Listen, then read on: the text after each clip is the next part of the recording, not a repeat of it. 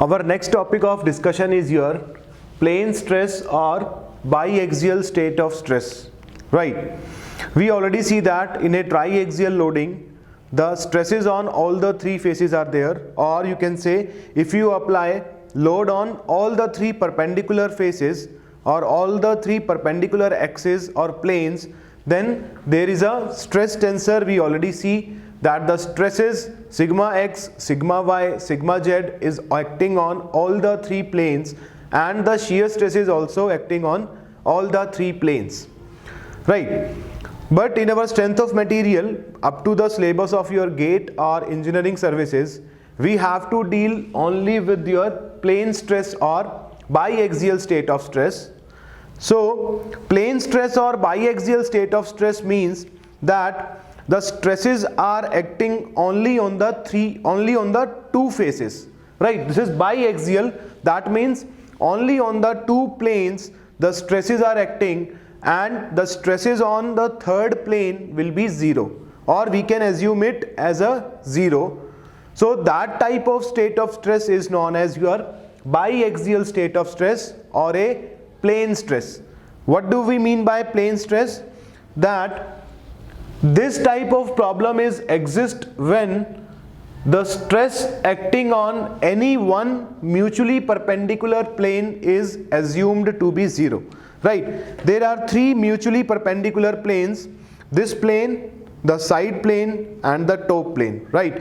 If you say let this is the x-axis, this is y-axis, and this is z-axis, so this is your z face, this is y face, and this one will be the x face. So if in any of these three faces any one face have zero stress, then we can say that it is a plane stress problem or the biaxial state of stress. This is possible when one of the dimensions should be very small with respect to the other two dimensions, right? If this is a cubic body, then we have three dimensions: the length, this height, and this width. So suppose if the width of this plane or the width of this body is very small, this is very small, so we can consider this three-dimensional body as a planar body, right? If the dimension of this z-axis, or this is z-axis, so the dimension along z-axis is very small, then this length is very small and is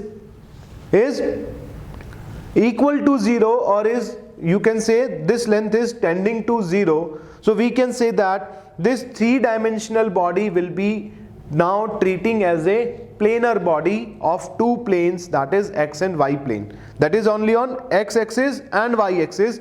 The dimension on z-axis is 0. So that type of stress problems are known as plane stress problem if any one of the dimensions should be very small with respect to the other two dimensions. So along that dimension the stresses would be 0, and we can say that the state of stress is your biaxial state of stress. So I can assume that if, let us say, the z face dimension is very small, right? If the z face dimension is very small, then the stresses on z face is 0. So we can say that stresses on z face is sigma z, that is equal to 0, and other stresses on z face is tau zx, that is shear stress on z face in x direction, this is also 0, and shear stress on z face in y direction is also 0. All these three stresses are 0 if the z face is very small. The dimension of the z face is very small, and we already see that the complementary shear stresses are of equal magnitude and opposite direction. So if tau zx is 0, that means tau xz is also 0, right? Because of the complementary shear stresses. If tau zy is 0, then we can say that tau yz is also equal to 0. So these 5 stresses will be 0 if the dimension of the Z face is very small, right? So we can say that suppose we have to make the stress tensor of the 3-dimensional stress tensor is, if I draw here that what is the 3-dimensional state of stress? The 3-dimensional state of stress is your sigma x, tau xy, tau xz. This is tau z x sigma y. This is tau y x. This is sigma y. This is tau y z. This is tau z x. This is tau z y, and this is sigma z. This is the state of stress in your 3-dimensional body or in the triaxial state of stress. So if I convert it into the biaxial state of stress, then these 5 stresses are 0, which means sigma z, tau zy, tau zx, tau xz, and tau yz. These 5 stresses are 0. So the stress tensor for a 2-dimensional body will now be equal to sigma x, tau xy, this is tau yx, and this is sigma y. This is sigma y. So this is the state of stress in case of your biaxial state, or when the 3rd dimension is very small, and we know that tau xy and tau yx are equal magnitude and of opposite direction, right? If I can draw the biaxial state of stress, let us say this is this body. This body is now represented with the help of this plane, this xy plane only, because the z direction, in the z direction, the z dimension is very small, so I can neglect this dimension. So I can draw the body as a planar body. So if I draw the state of stress in this, so we have, this is your x face, this one is your x face, and this one is your y face, right? X face and y face. If this is x direction, x axis, y axis, and z axis. So this face is your x face, and this face is your y face. So this is y face, this is x face. So we have sigma x on x face, here also sigma x. We have sigma y on y face, sigma y, and sigma y here. And we have tau xy. If I draw that, suppose this is your tau xy, tau xy. So if this is in this direction, so here the direction of stress would be like this. This is tau xy. So this tau xy will give you a clockwise movement. This tau xy will give you a clockwise movement. So tau yx will give us a anti-clockwise movement. So the tau yx will be like this. The tau yx will be,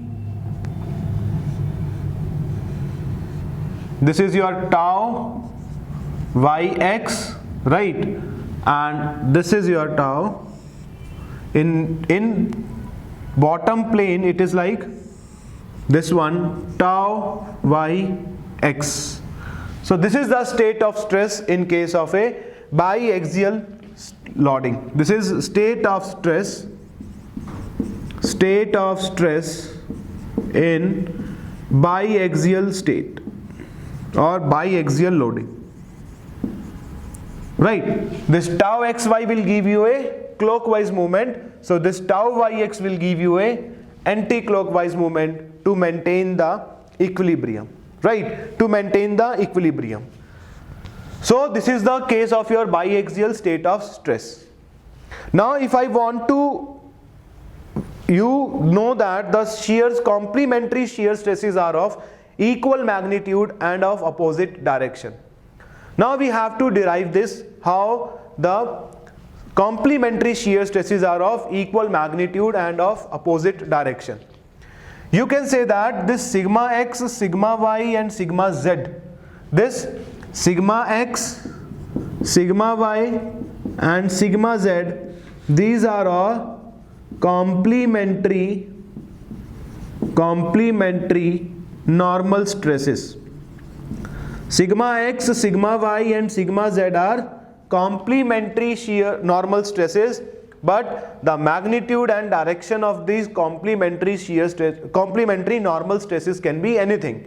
They are not equal, they are not of opposite nature. It will depend upon the type of loading.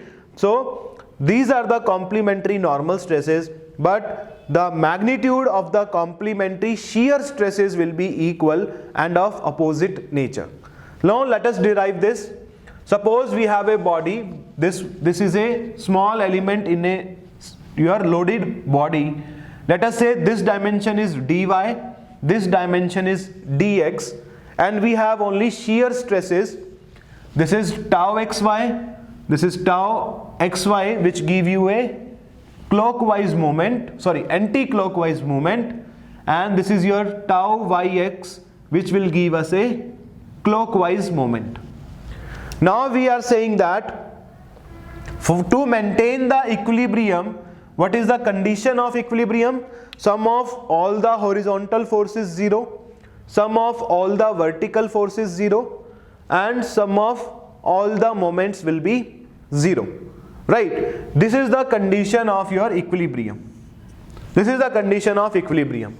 That's why we are saying that if F1 is the shear force due to tau xy.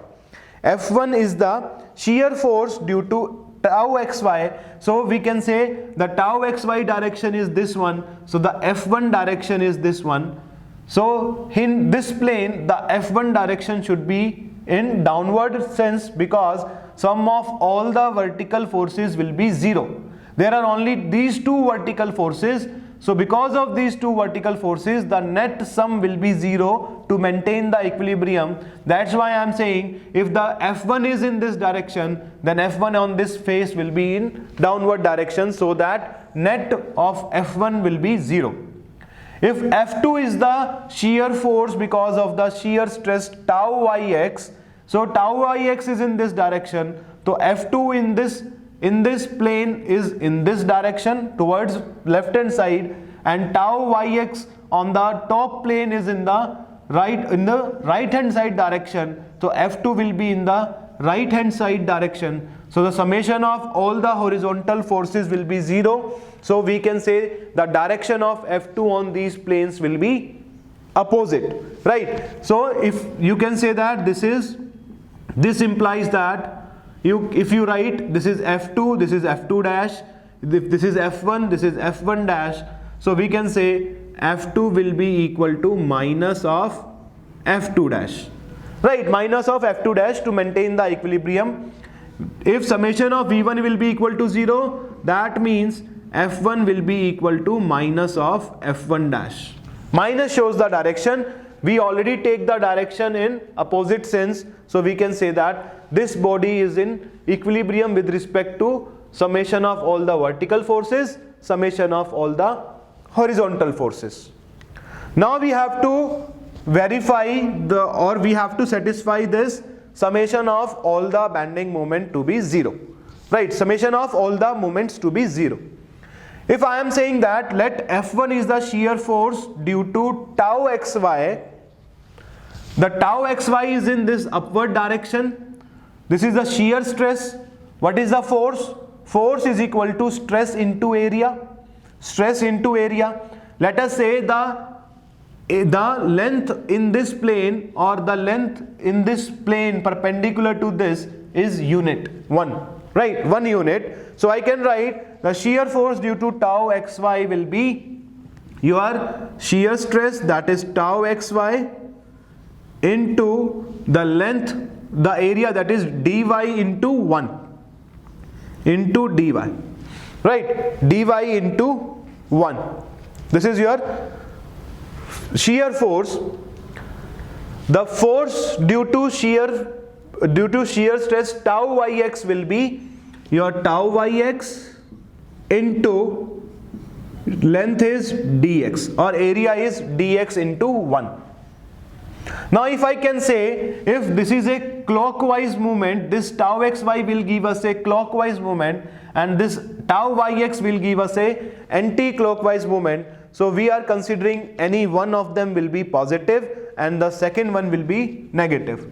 I am saying that the clockwise movement is positive, so this anti-clockwise movement will be negative, so this will be minus tau xy, right? So this is minus tau xy. So if I write, if let us say C1 is the couple due to force F1, or you can say, don't take here minus sign, we will see that C1 is the couple due to F1. What is the value of couple? Force into distance, that is tau xy into dy, this is force, into dx, this is couple. And couple due to F2 is force into distance dy, this is tau yx into dx, this is the force, into dy, this is the couple. One couple is in your anti-clockwise sense and one couple is in your clockwise sense. So I am taking that the clockwise couple as positive. The assumptions we are taking, the clockwise couple as positive. So we can say that this couple will be negative. This is minus tau xy into your dx dy. This is a couple direction. We are taking clockwise couple as a positive. For equilibrium, what we have? We have the summation of all the moments will be 0. What are the moments? C1 and C2 will be equal to 0. The C1 will be equal to minus tau xy into dy into dx, plus C2 will be tau yx into dx into dy will be equal to 0. You take on that side tau yx dx dy will be equal to tau xy dy dx. So dx and dy will be cancelled out, this is cancelled out. So you can say that tau yx will be equal to tau xy. Tau yx will be equal to tau xy.